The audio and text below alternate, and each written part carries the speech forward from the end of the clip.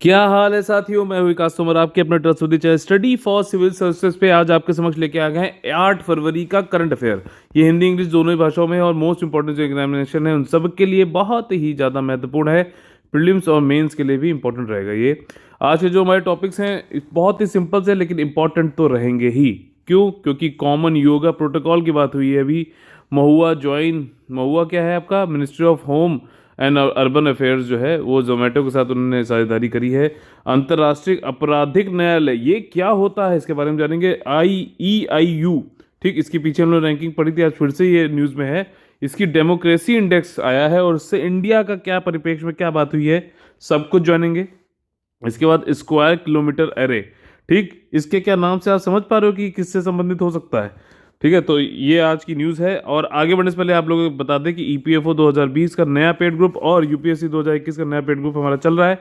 ये complete paid group है क्योंकि इसमें टेस्ट सीरीज आपकी पूरी मिलती है। टेस्ट सीरीज में आपके सेक्शनल टेस्ट होते हैं, फुल लेंथ टेस्ट होते हैं, MCQs कई सारे मिलते हैं जो आपको प्रैक्टिस करने के लिए दिए जाते हैं, स्टडी मटेरियल आपको दिया जाता है, सारा स्टडी मटेरियल आपको यहाँ मिल जाएगा। इसके अलावा आपको कुछ भी पढ़ने की जरूरत नहीं है और टेस्ट सीरीज और स्टडी मटेरियल दोनों ही आपका बाइलिंगुअल है, यानी कि हिंदी इंग्लिश दोनों भाषाओं में। उसके अलावा जो है most important thing, designated discussion group है जिसमें कंटिन्यूस हैंड होल्डिंग एक्सरसाइज होती है, डाउट डिस्कशन होते हैं, पर्सनल गाइडेंस होती है, सारी मिस्टेक्स का रिफॉर्मेशन किया जाता है 1-to-1 लेवल पे। ठीक, तो अगर आप लोग ज्वाइन करना चाहते हैं तो आप लोग 8564880530 और 9696066089 पे कॉल करके एडमिशन ले सकते हैं। तो चलिए चलते हैं अपने टॉपिक पर। देखिए, पहली चीज क्या है कि ट्रेनिंग सामान्य योग प्रोटोकॉल पर प्रशिक्षण जो है कार्यक्रम दिया जा रहा है। ट्रेनिंग प्रोग्राम है किस पे? कॉमन योगा प्रोटोकॉल पर। ये मिनिस्ट्री ऑफ आयुष जो है, अच्छा, जो भी मिनिस्ट्री आती है उसकी यार वेबसाइट एक बार जरूर विजिट किया करो। और वेबसाइट जब विजिट करते हो उसमें क्या चीज़ देखनी है? About us. ठीक, जो बता रहा हूँ चाहिए बस सिर्फ उतनी। Frequently asked questions, about us, frequently asked question, programmes या फिर स्कीम। ठीक है, और जो है इसके अलावा और भी कोई यूनिक फीचर हो तो ठीक है, बट ये जो है 3 चीज़ें आप लोग को जरूर करनी चाहिए। About us, frequently asked question, programme और स्कीम। ठीक है, इसके बाद क्या है कि आपका मिनिस्ट्री ऑफ आयुष तो है ही है ये कॉमन योगा प्रोटोकॉल में, गवर्नमेंट ऑफ इंडिया की तरफ से, साथ ही साथ Morarji Desai national institute of yoga और जो है कॉमन योगा प्रोटोकॉल बनाया गया है जिसमें कि योगा एप्रिसिएशन प्रोग्राम होगा। ठीक, योगा प्रशंसा कार्यक्रम होगा, ये वाली चीज़ है। और इसमें क्या है आपके कि जो कॉमन योगा प्रोटोकॉल है, ठीक, योगा एप्रिसिएशन प्रोग्राम, ये पूरा नाम है इसका, ये 7 बजे सुबह चालू होगा और हर महीने की पहली तारीख को होगा। फरवरी से स्टार्ट किया गया, जून 2021 तक चलेगा, क्योंकि जून में 21 जून को क्या होता है? इंटरनेशनल योगा डे होता है। ठीक, इसकी नॉमिनल वैसे तो कोई पार्टिसिपेशन फीस नहीं है, लेकिन आपको 250 रुपये देने पड़ेंगे अगर आपको सर्टिफिकेट लेना है तो। ठीक, और इसमें देखिए ये है, अब देखो जो पार्टिसिपेट करने आएगा वो सर्टिफिकेट तो चाहेगा ही, तो ये वाली बात है। इसके बाद जो है इस कार्यक्रम को MDNI, ये अभी मोरारजी देसाई वाली जो बताया, ministry of AYUSH, national institute of nutrition and CCRYN, यानी कि central council for research in yoga and naturopathy, इन सब के साथ में जो है इंग्लिश मीडियम हिंदी मीडियम दोनों में इंस्ट्रक्शन दिए जाएंगे कैसे योगा करना है। योगा से होगा वाली बात है, और योगा बहुत ही ज़्यादा इंपॉर्टेंट है। इससे क्या होता है, हमारा जो है स्वास्थ्य और सारी चीज़ें स्पिरिचुअल यानी कि आध्यात्मिक डेवलपमेंट होता है। इसमें कई सारे जो है वॉलंटियर की ट्रेनिंग भी होगी जिसके 4 लेवल होंगे, 36 घंटे का पूरा प्रोग्राम है ये। ठीक, और ये वाला जो इसकी विशेषताएं क्या है, ये कई सारे जो योगा गुरु हैं, एक्सपर्ट हैं, इनके अंतर्गत ये वाला बनाया गया है, डेवलप विकसित किया गया है ये वाला प्रोटोकॉल। इनके अंतर्गत जो है आपको सारी गाइडेंस मिलेगी। इसमें सेफ प्रैक्टिसेस होंगे, किस तरीके से अपना भौतिक, मानसिक, इमोशनल, यानी कि आपका जो है भावनात्मक और आध्यात्मिक स्वास्थ्य का, पॉपुलेशन का जो भी हमारी पॉपुलेशन है उसके स्वास्थ्य का जो है भौतिक, आपका मानसिक, भावनात्मक और स्पिरिचुअल जो है डेवलपमेंट करना है। ठीक, स्ट्रेस ना हो, ये सारी चीज़ें, सुसाइड भी कम हो सकते हैं और आप एक बहुत ही हेल्दी लाइफ जी सकते हैं, ना कि सिर्फ बॉडी से। पता चला डोले बना लिए 18 इंच के, लेकिन दिमाग से हैं बिल्कुल पैदल, तो वो चीज़ नहीं करनी है। दिमाग से भी स्वस्थ रहना है, मेंटली बहुत स्ट्रांग जो हो गया वो जो है दुनिया को जीत सकता है। योगा जो है आपका one of the most popular yoga programme है दुनिया का, और ये परफॉर्म किया जाता है हर साल इंटरनेशनल डे ऑफ योगा जो 21 जून को होता है। 21 जून को क्यों होता है, इसका एक जोग्राफिकल रीजन भी है, अभी बताऊंगा। It is design to easily adoptable, मतलब ये है कि सब लोग जो भी हैं, चाहे किसी भी एज ग्रुप के हों, किसी भी जेंडर के हों, उनको आसानी से वो लोग अडॉप्ट कर लें इसको, ठीक, अपना सकें। और इसमें ट्रेनिंग सेशन और ऑनलाइन क्लासेस भी रहेंगी, घर पे बैठ के आराम से कर लो। ठीक, ऑब्जेक्टिव ऑफ द प्रोग्राम क्या है कि हमें ज्ञान बढ़ाना है, कौशल बढ़ाना है योगा का मासेस के लिए, और मास जो है जागरूकता इसमें फैलानी है, और हेल्थ बेनिफिट जो है योगा के बताने हैं सबको। ठीक।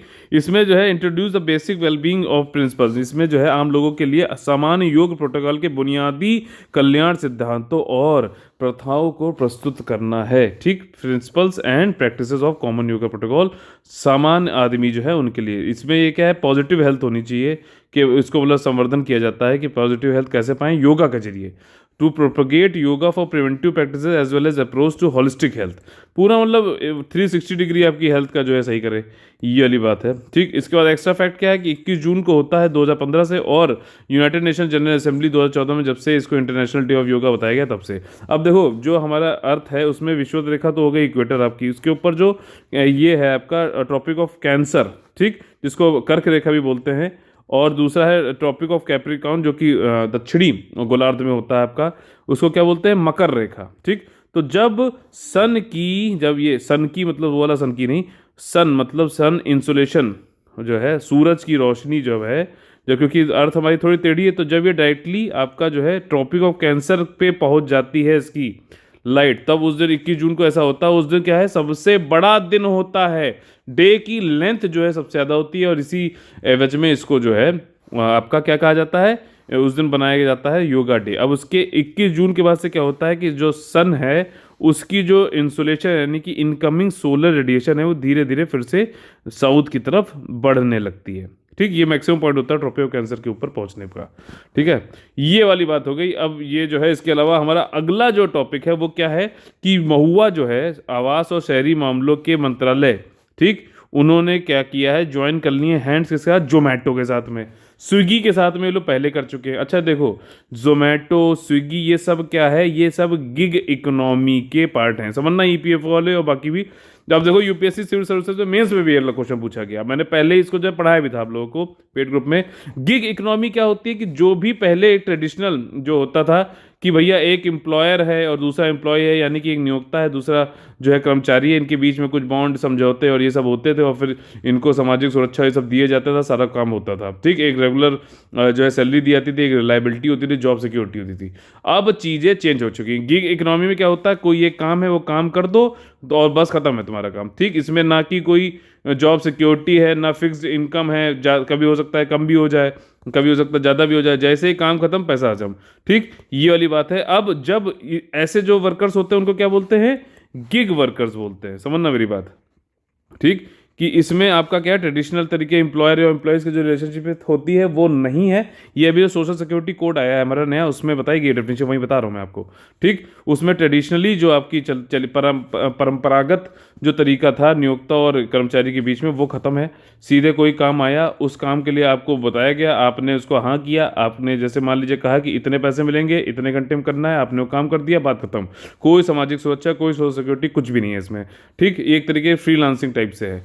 अब गिग वर्कर, ये गिग इकोनॉमी है। गिग इकोनॉमी जो लोग ये काम करते हैं इस तरीके से, वो गिग वर्कर्स हैं। ठीक। अब इस गिग वर्कर के अंदर जो लोग ऑनलाइन प्लेटफॉर्म का यूज करते हुए, जैसे कि एग्रीगेटर हैं, ठीक, और समझना ऑनलाइन प्लेटफॉर्म का यूज कर रहे हैं जो भी कर्मचारी, जो भी वर्कर, तो उनको क्या कहा जाएगा, वो कहा जाएगा आपको प्लेटफॉर्म वर्कर्स कहा जाएगा। और ये बड़े गिग वर्कर के अंदर का एक हिस्सा है। तो आप ये कह सकते हो कि हर प्लेटफॉर्म वर्कर गिग वर्कर हो सकता है, लेकिन हर गिग वर्कर जो है आपका मतलब ये है कि आपका गिग वर्कर के अंदर ही प्लेटफॉर्म वर्कर भी आएंगे। क्यों? क्योंकि ऑनलाइन प्लेटफॉर्म यूज़ करते हैं। अब ऑनलाइन प्लेटफॉर्म किसका यूज़ कर रहे हैं, जोमेटो का। जोमेटो पे क्या होता है, आप मतलब कई लोग खाना बनाने वाले हैं, ठीक, वो जुड़ गए इंडिविजुअल या फिर ऑर्गेनाइजेशन की कैपेसिटी पे, आप ऑर्डर करने वाले, आप खाना खाने वाले हैं। तो आपने ये क्या है कि इसके थ्रू ये जो काम कर रहे हैं ये लोग प्लेटफॉर्म वर्कर, ये जो है आपका ऑनलाइन का यूज़ कर रहे हैं, ये प्लेटफॉर्म वर्कर्स हो गए। स्विगी आपका हो गया, या फिर जोमेटो जो है वो क्या कर रहा है, कई सारे लोग जो है जाके वो खाना वाना इधर उधर पहुंचा रहे हैं। तो ये सब कौन है, ये प्लेटफॉर्म वर्कर्स हैं। ठीक। गिग इकोनॉमी के अंतर्गत आता है आपका। अब इसमें क्या हो रहा है कि जो जोमेटो हुआ, जो आपका स्विगी हुआ, जो आपका ऊबर हुआ, जो आपका ओला हुआ, ये सब क्या कहलाएंगे, ये सब कहलाएंगे एग्रीगेटर्स। समझ में आया? क्यों? क्योंकि ये अपने प्लेटफॉर्म एक प्रोवाइड कर रहे हैं, एक अपने यहाँ सबको जोड़ रहा है, एग्रीगेट कर रहे हैं, कई लोगों को, चाहे इंडिविजुअल कैपेसिटी में या फिर संगठनात्मक कैपेसिटी में, सब अब जो खाना खाने वाले भी, खाना मंगाने वाले भी और खाना बनाने वाले भी, सबको जोड़ रहा है ना, ये एग्रीगेटर है ना ये। तो ये वाली चीज़ है। इसी तरीके से बिग बास्केट भी होता है, ठीक, ग्रोफर्स भी होते हैं। ये सब क्या है? ये सब एग्रीगेटर हैं। ऑनलाइन अगर प्लेटफॉर्म प्रोवाइड कर रहे हैं तो जो लोग उसमें काम कर रहे हैं तो वो प्लेटफॉर्म वर्कर्स हो गए, ठीक। और ओवरऑल जो है जितने भी इस तरीके से काम होते हैं कि भैया सिर्फ ये काम कर दो और पैसा खत्म और कोई सामाजिक सुरक्षा, वो सब नहीं, वो सब आएंगे आपके किसमें? गिग वर्कर में आएंगे। और सब इसको पूरे फिनोमिनन को क्या बोलते हैं? अर्थव्यवस्था को गिग इकोनॉमी बोलते हैं। मेरे ख्याल से इसको समझ में आ गया होगा। अगर आप लोग को समझ में आया तो प्लीज़ लाइक शेयर सब्सक्राइब जो करिए। लाइक अगर आप लोग करते हो तो बहुत ही ज़्यादा मेरा आत्मविश्वास बढ़ता है, मोटिवेशन बढ़ता है और अच्छे से अच्छे आप लोग के लिए पॉइंट्स लेने का मन करता है। अब देखिए प्रमुख बिंदु इसमें यही, स्ट्रीट फूड वेंडर जो है ऑनलाइन आना चाहते हैं, ठीक। और जो मोबाइल, यहाँ पे देखो ये एक चीज़ बताई गई थी, prime minister street vendor Atmanirbhar Nidhi, यानी कि प्राइम मिनिस्टर स्वनिधि स्कीम जो है, इसके बारे में हम लोग ने ऑलरेडी कवर कर रखा है पीछे अपने करंट अफेयर्स सुबह 6 बजे वाले में। इसको आज फिर से बता दे रहा हूँ। क्यों किया है ministry of home and urban affairs वाले ने? वो चाहते हैं कि जो भी स्ट्रीट फूड वेंडर हैं वो जोमेटो के साथ में मिल जाएं। अब जब जोमेटो के साथ मिल जाएंगे, मान लीजिए समोसा वो बना रहा है अपने यहाँ पे कहीं पे, ठीक, लेकिन अगर जोमेटो उसको मिल जाएगा तो लॉजिस्टिक्स को उसकी जो है कमी जो है पूरी हो जाएगी। जोमेटो के थ्रू जाके इस स्ट्रीट वेंडर से कोई भी लोग जो है ऑर्डर कर सकते हैं और इसकी रीच बढ़ जाएगी, ज़्यादा मार्केट जो है कैप्चर वो कर सकता है, मार्केट को ज़्यादा कवर कर सकता है, ज़्यादा से ज़्यादा जो है लोगों को ये जो है प्रोवाइड कर सकता है अपने गुड्स। तो ये वाली इसके पीछे मानसिकता है। ऑनलाइन वेंडर जो है एक्सेस मिल जाएगा 1000 कंज्यूमर्स और सबके साथ में उपभोक्ता काफ़ी मिल जाएंगे, ये वाली चीज़ है। अब इसमें जो है महुआ ने एक मोबाइल एप्लीकेशन लॉन्च करी जिसका नाम है प्रधानमंत्री स्वनिधि योजना। तो है ये स्वनिधि से समृद्धि, ठीक। हम लोगों ने प्रधानमंत्री स्वनिधि तो पढ़ लिया था, अब नया एक एप्लीकेशन आया है प्रधानमंत्री स्वनिधि से समृद्धि। अब यहाँ पे क्या है ये समझ लो, सिंपल एक लाइन में बात हो जाएगी कि जो सामाजिक आर्थिक प्रोफाइलिंग की जाएगी, जो भी पीएम स्वनिधि के बेनिफिशियरी हैं, ऑलरेडी स्ट्रीट वेंडर होते हैं पीएम स्वनिधि के, जो स्ट्रीट वेंडर्स हैं वो लोग पीएम स्वनिधि योजना के अंतर्गत क्या है कि कुछ कार्यशील पूंजी उनको मिलती है, यानी कि वर्किंग कैपिटल मिलती है, और 10,000 रुपये तक, ठीक। कॉन्सेप्ट समझ लो, यहाँ पे 10,000 रुपये तक मिल जाएगी। वो आप अपना क्या है कि कुछ भी आपको आटा दाल जो भी लाना है वो सब लाओ, बनाओ और बेचो। अगर आप इसको साल के अंतर्गत इसको वापस कर देते हो तो आपको जो है 7% का इंटरेस्ट सब्सिडी भी मिलती है। मतलब जो ब्याज आपको देना था ये ब्याज आपको नहीं देना पड़ेगा। अगर आपने साल भर के अंदर दे दिया, मान लीजिए अपना पूरा, ठीक, 100 रुपये आपने लिए थे, आपने जो है 7% का मान लीजिए इंटरेस्ट था, आपने एक साल के अंतर्गत 107 रुपये को वापस कर दिए, तो गवर्नमेंट क्या करेगी, आपके 7 रुपये जो आपने ब्याज दिए वो आपको डायरेक्ट बेनिफिट ट्रांसफर के जरिए आपको वापस कर देगी। ये है। और ये जो पूंजी दी जाती है क्या है, वर्किंग कैपिटल के लिए है। वो ठेला और वो सब मशीन खरीदने के लिए नहीं है, आपका आटा दाल कच्चा माल जिससे के थ्रू आप जो है अपना बना सकते हैं उसके लिए दिया जाता है। अब जो लोग बेनिफिशियरी ऑलरेडी हैं, इसके समझ में आ गई पूरी बात। अब खाली फैक्ट देख लेंगे हम लोग, जो लोग ऑलरेडी बेनिफिशियरी हैं और या फिर उनकी फैमिलीज, उनकी क्या अभी सामाजिक और आर्थिक स्थिति चल रही है, उसका डेटा ये लोग यहाँ पे कंटेन करेंगे, बनाएंगे, कलेक्ट करेंगे। ये सारी चीजें हैं इस मोबाइल एप्लीकेशन के अंतर्गत, जिसका नाम है प्रधानमंत्री स्वनिधि से समृद्धि योजना, सेंट्रल गवर्नमेंट। और जब एक बार डेटा आ गया तो उनको जो है भैया आपका जो भी उनकी स्थिति के अनुसार जो है सेंट्रल गवर्नमेंट की तरफ से दिए जाने वाली या फिर जो भी योजनाएं हैं उनको वो प्रोवाइड करी जाएगी। सिंपल सीधी सी बात थी, ये सब समझ में आ गया होगा आपको, ठीक। स्विगी के साथ में पहले कर चुके थे, अब खाली फैक्ट्स देखने हैं, ठीक। और ये है कि पहले महुआ ने जो है जोमेटो के साथ में पायलट रन करेंगे 6 सिटी में, भोपाल, लुधियाना, नागपुर, पटना, आपका रायपुर, वडोदरा, ठीक। इसके बाद जो है स्ट्रीट वेंडर को हेल्प किया जाएगा कि आप पैन एफएसआई जो है रजिस्ट्रेशन कर लो, ये आपका स्टैंडर्ड और जो है सेफ्टी वाला जो होता है, ठीक। इसके बारे में आज आप लोगों को नोट्स लिखना है। जिन लोगों ने पहले लिखा हुआ वो लोग नहीं, आपको नोटबुक में क्या करना होता है, जो भी मैं क्वेश्चन पूछता हूँ वो और जो भी वैल्यू एडिशन बताता हूँ वो यहीं सिर्फ लिखना होता है, बाकी आप लोग पीडीएफ से पढ़ सकते हैं, ठीक। तो ये वाली चीज़ है इसका रजिस्ट्रेशन कराने में। और कई सारी हाइजीन जो है कि मतलब आप पैकेजिंग अच्छे से करो, मूल्य निर्धारण, स्वच्छता, इन सब का जो है ख्याल रखने के लिए जो है आपकी इसमें जोमेटो के साथ बात करी गई है। ठीक, इस स्कीम को अगर ये अच्छा सक्सेसफुल हो जाएगी तो पूरे इंडिया में लगाया जाएगा और ये अर्बन एरियाज में लगाया जाएगा। एक बात ध्यान रखना, रूरल एरियाज में नहीं। अगर वहां पे कहते हैं कि रूरल एरियाज में भी है तो नहीं, तो ये बात हो गई है आपकी। प्रधानमंत्री स्वनिधि से समृद्धि जो है 4 फरवरी 2021 से चालू हुआ है। सिटी ऑफिशियल्स ये डोर टू डोर जाके डेटा कलेक्ट करेंगे, क्या सामाजिक आर्थिक जो स्थिति है आपकी, जो प्रधानमंत्री स्वनिधि योजना के जो बेनिफिशियरी हैं या फिर उनकी फैमिली, उन दोनों का। ठीक, ये पूरी चीजें हैं यहाँ पे। और इसके बाद जो है, जो यूएलबी यानी कि अर्बन लोकल बॉडीज हैं, ऐसे होते हैं ना, नगर पंचायत, ये सब, इनके फंक्शनरी जो है इंटरनेट के कनेक्शन के बिना भी इस एप्लीकेशन के थ्रू जाके डेटा कर सकते हैं। क्वालिटी काउंसिल ऑफ इंडिया, स्वच्छता आपने योजना जो है स्वच्छ भारत अभियान जो चला था, उसको भी यही मॉनिटर कर रहा था। यहाँ पे भी कार्यान्वित कौन कर रहा है, यही कर रहा है क्वालिटी काउंसिल ऑफ इंडिया। ये प्रोग्राम को भी महुआ के साथ में मिलकर मोबाइल एप्लीकेशन ने बनाया है। इंपॉर्टेंट है ये संस्था काफी। ठीक, एम क्या है इस प्रोग्राम का कि सामाजिक आर्थिक बनाओ और जो भी उनको हो, जो डेटा निकाल के सेंट्रल वेलफेयर स्कीम उनको दो ताकि उनका होलिस्टिक डेवलपमेंट हो सके। प्रधानमंत्री स्वनिधि योजना, मैंने उनको अफोर्डेबल कैपिटल, वर्किंग कैपिटल देना चाहिए, यानी कि किफ़ायती आपकी कार्यशील पूंजी में मुहैया कराना है। ठीक, कोविड-19 के टाइम पे चालू हुआ था 1 जून 2020 से। ठीक, इसके अंतर्गत 50 लाख स्ट्रीट वेंडर को ऑलरेडी जो मिल चुका है अर्बन एरियाज में, और इसमें 10,000 रुपये तक का जो है मैक्सिमम देते हैं 1 साल के लिए। अगर आपने अर्ली रीपेमेंट कर लिया, टाइमली रीपेमेंट, तो आपको जो आपने जो ब्याज दिया था उसको वापस कर देगी सरकार।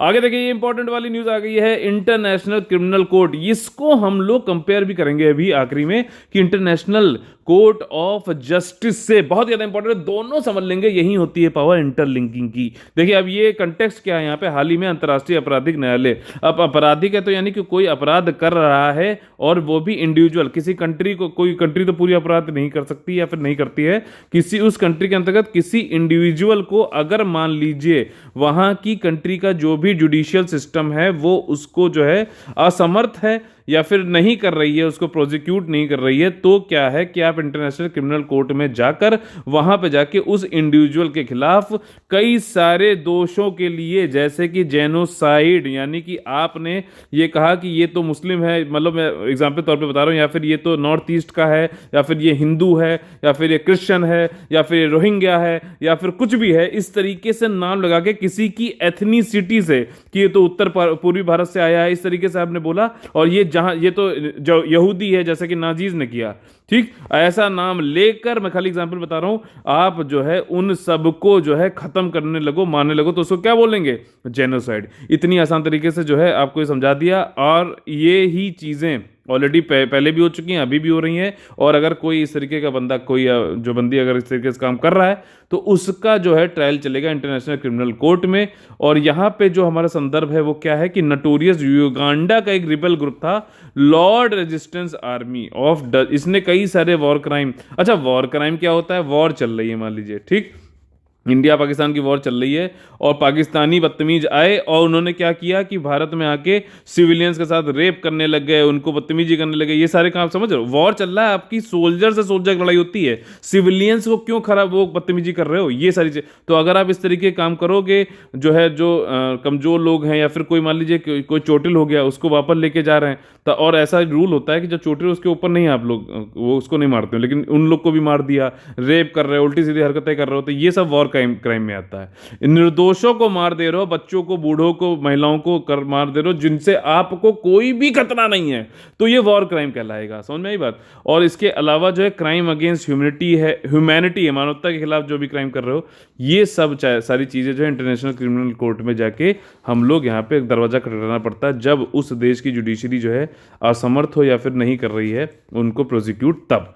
ठीक, मल्टीपल मर्डर ये सब काम था। अब ये तो आपको समझ में आ गया होगा चीजें। अब ये क्या है संस्था, आईसीसी, इंटरनेशनल क्रिकेट काउंसिल नहीं है, इंटरनेशनल क्रिमिनल कोर्ट है। ये एक अंतर गवर्नमेंट ऑर्गेनाइजेशन है, इंटरनेशनल ट्रिब्यूनल है, यानी कि अंतरराष्ट्रीय न्यायाधिकरण है। और ये आपका हेग नेदरलैंड्स में मौजूद है इस समय। ये पहली और ओनली परमानेंट इंटरनेशनल कोर्ट है जो कि प्रोसिक्यूट करती है इंडिविजुअल को। ठीक, किसके लिए, अगर वो क्राइम कर रहे हैं, genocide, crime against humanity, war crimes या फिर क्राइम ऑफ अग्रेशन। ठीक है, ये वाली चीज़ें हैं। It is intended to complement existing national, मतलब ये यहाँ पे कहना चाह रहे हैं जो नेशनल जुडिशियल सिस्टम वाले इंडिया में सुप्रीम कोर्ट है, ठीक, तो उसको जो है कुछ कुछ उसकी सहायता करके, और या फिर ऐसा हो जाए कि वो असमर्थ हैं उस व्यक्ति को जो है प्रोसिक्यूट करने में, तब भी कर हो सकता है। कई बार क्या होता है कि जो देश के बहुत बड़े तानाशाह होते हैं वहीं लोग इस तरीके की हरकतें करने लगते हैं, तो उनको वहाँ के देश की जो जुडिशरी टॉप होगी, क्या वो कुछ कर पाएगी? नहीं कर पाएगी। तो इसलिए जो इंटरनेशनल क्रिमिनल कोर्ट है कि कोई भी ऐसा कर रहा है तो ऐसा नहीं कि वो बिल्कुल फ्री हैंडली कुछ भी कर रहा है। ये सारी चीज़ें हैं। ये 2002 में चालू हुआ था, रोम स्टैच्यूट के अंतर्गत इसे बनाया गया है, और ये सर्व करता है कोर्ट्स का फाउंडेशनल और गवर्निंग डॉक्यूमेंट। कौन सा? रोम स्टैच्यूट, ठीक। और जो है ये आपका 123 इसके मेंबर हैं दिसंबर 2020 तक देखा जाए, और 42 स्टेट ने आज तक ना इसको साइन किया है, ना इसके पार्टी बने हैं किसके, रोम स्टैच्यूट के। इंडिया भी इसमें से एक है। इसके जो 4 सिद्धांत हैं वो हैं कि प्रेसिडेंसी, या फिर चार जो है प्रिंसिपल ऑर्गन्स या अंग हैं, वो है कि अध्यक्षता, न्यायिक प्रभाग, अभियोजक का कार्यालय, रजिस्ट्री, ठीक। और ये, लेकिन इसकी क्रिटिज्म क्या होता है कि लोग कहते हैं कि यार ये पश्चिमी जो साम्राज्यवाद है उनका उपकरण है, कमज़ोर देशों के खिलाफ ये लोग यूज़ करते हैं, और इसमें जो है ह्यूमन रिसोर्स और फंडिंग भी इसकी अच्छी नहीं है, और इनसफिशिएंट चेक एंड बैलेंस नहीं, मतलब जो भी अपना अपना आदेश जो है सुना देता है उसके खिलाफ, मतलब अच्छे से उसका चेक एंड बैलेंस नहीं हो पाता है, ठीक, रोक टोक नहीं लगा पाते हैं, पर्याप्त जांच और संतुलन, और डेथ सेंटेंस नहीं लगा सकता है। ये किसी कंट्रीज के लिए अच्छी भी हो सकती है बात, किसी के लिए नहीं भी। जुडिशियल इंस्टीट्यूशन जो है, जो ये आईसीसी, ये इसकी अपनी पुलिस फोर्स ही नहीं है, और ना कि कोई इन्फोर्समेंट बॉडी है जो लागू करा पाए जो ये बात कह रहा है। तो ये भी एक लिमिटेशन है।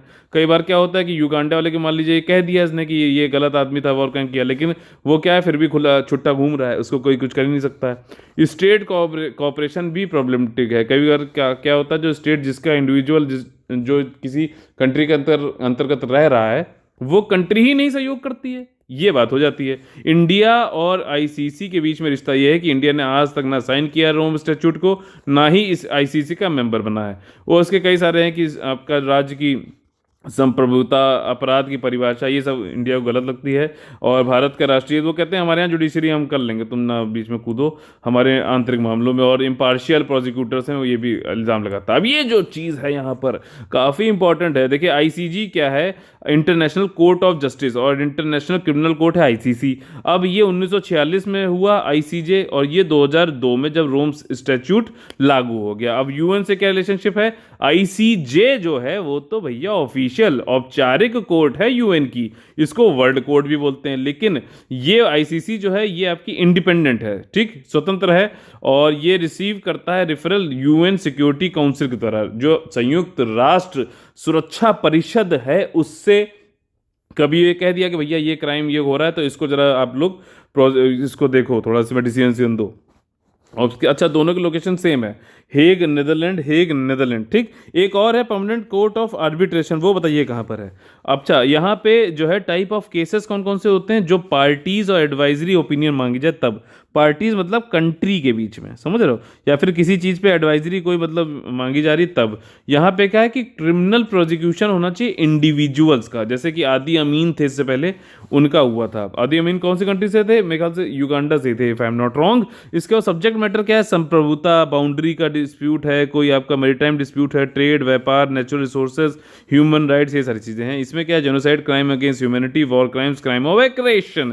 इनकी फंडिंग कहाँ से होती है? आईसीजे की, यूएन करता है। और इनकी फंडिंग क्या है भैया? ये कंट्रीज और इन सबके कंट्रीब्यूशन पे जो डिपेंड होती है, और इसीलिए जो लोग ज़्यादा कंट्रीब्यूशन कर रहे हैं उन लोग के लिए कहा जाता है कि भैया उनको ये फेवर करता है। समझ में आई बात? धीरे से बताइए, लेकिन बड़ी बात है, समझ में आ गई होगी। देखिए, अब क्या है, EIU का जो है लोकतंत्र सूचकांक आ गया है, इकोनॉमिस्ट इंटेलिजेंस यूनिट।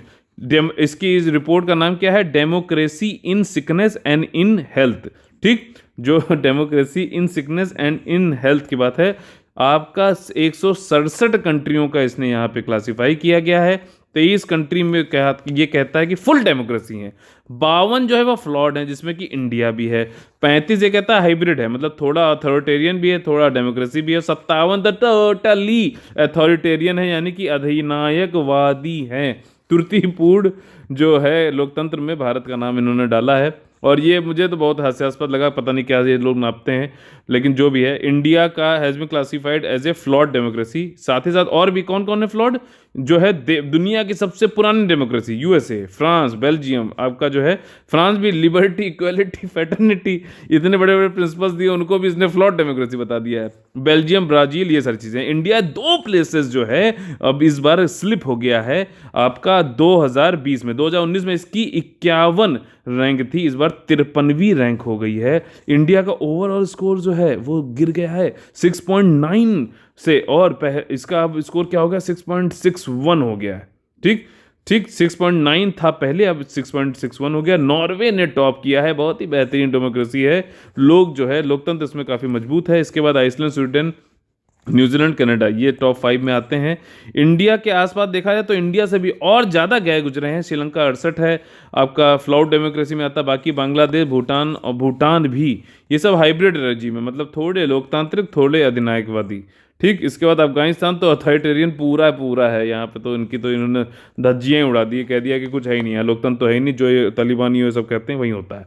ठीक, हालांकि यूएसए जब वहाँ से अफगानिस्तान से निकला था, उन्होंने वहाँ पे अपनी गवर्नमेंट बैठाई थी, तो कहा था लोकतंत्र को हम बढ़ावा दे रहे हैं। भारत की रैंकिंग में गिरावट क्यों आई, ठीक, तो इसमें देखिए ये कहा जा रहा है कि कई बार ऐसा हुआ है कि क्रैकडाउन किया है भारत में सिविल लिबर्टीज, ठीक, और जो है डेमोक्रेटिक बैक स्लाइडिंग की गई। मतलब डेमोक्रेटिक बैक स्लाइडिंग क्या है कि जो भी जो वैल्यूज़ होती हैं डेमोक्रेसी की, लोग को मतलब अपने अभिव्यक्ति की आज़ादी और ये सब, इनसे हटके आप जो है धीरे धीरे अथॉरिटेरियन यानी कि अधिनायकवादी की तरफ जा रहे हो, ऑटोक्रेसी की तरफ जा रहे हो। ठीक है, हाँ, मतलब मनमानी कर रहे हो, ये कई बार ऐसा देखा गया, इसकी वजह से जो है फ्लॉड डेमोक्रेसी में आ गया। और कौन कौन से, यूएस, ब्राज़ील, फ्रांस और बेल्जियम। अच्छा, इकोनॉमिस्ट इंटेलिजेंस यूनिट क्या है कि ये एक इकोनॉमिस्ट ग्रुप है, उसका रिसर्च एंड एनालिसिस डिवीजन है। कौन, इकोनॉमिस्ट इंटेलिजेंस यूनिट। ठीक, ये बहुत ज़्यादा रिसर्च कर रहे हैं, इनकी रिसर्च में काफ़ी जो है भयंकर मुझे खोट नज़र आ रही है। 5 ईयर कंट्री जो है का इन्होंने इकोनॉमिक फोरकास्ट, कंट्री का रिस्क और ये सारी रिपोर्ट निकालते हैं, इंडस्ट्री रिपोर्ट। ठीक, world leading resource for economic and business research करते हैं, और पहले से पूर्व अनुमान बताते हैं, विश्लेषण करते हैं, दुनिया का प्रमुख संसाधन था। ये हेडक्वार्टर कहाँ है, लंदन, यूनाइटेड किंगडम में। ठीक, इसके बाद बहुत ज़्यादा इंपॉर्टेंट अपने साइंस एंड टेक्नोलॉजी और अगर कहा जाए तो स्पेस टेक्नोलॉजी से जो है, स्पेस साइंस से जो है, यहाँ पे हमारा अगला टॉपिक है, इसका नाम है स्क्वायर किलोमीटर एरे। अब इसमें एरे का क्या मतलब होता है, जैसे आपने ये करके कई सारे टेलीस्कोप लगा दिए और इन सारे टेलीस्कोप को इंटीग्रेट करके एक बड़ा स्क्वायर किलोमीटर एरे बनाया है, ऑब्जर्वेटरी बनाई है, और इसकी अभी मीटिंग हुई थी। इससे हम क्या देखेंगे, दुनिया कैसे बनी, वहीं जो सारी चीज़ें होती हैं, हिस्ट्री देखेंगे, और दुनिया में क्या चीज़ें चल रही हैं, मतलब पूरे ब्रह्मांड में, टेलीस्कोप के जरिए। और ये रेडियो फ्रीक्वेंसी का यूज़ करता है। आप लोगों को मैंने पहले बताया है कि इलेक्ट्रोमैग्नेटिक स्पेक्ट्रम, यानी कि विद्युत चुंबकीय जो आपका स्पेक्ट्रम है, उसको अच्छे से पढ़ लो, कई बार मैंने एक्सप्लेन भी किया, उसको जरूर देख लीजिएगा। रेडियो फ्रीक्वेंसी का यूज़ करके जो है ये देखते हैं कैसे जो है दुनिया बनी, या फिर मतलब पूरा ब्रह्मांड बना, कैसे जो है इवॉल्व हुआ, हिस्ट्री क्या है, ये सारी चीज़ें हैं। ठीक, ये कंट्री जो है 2 कॉन्टिनेंट में इसका एरे बनाया गया है, मतलब एक कॉन्टिनेंट में एक जगह पे एक प्लॉट पे नहीं बनाया गया है,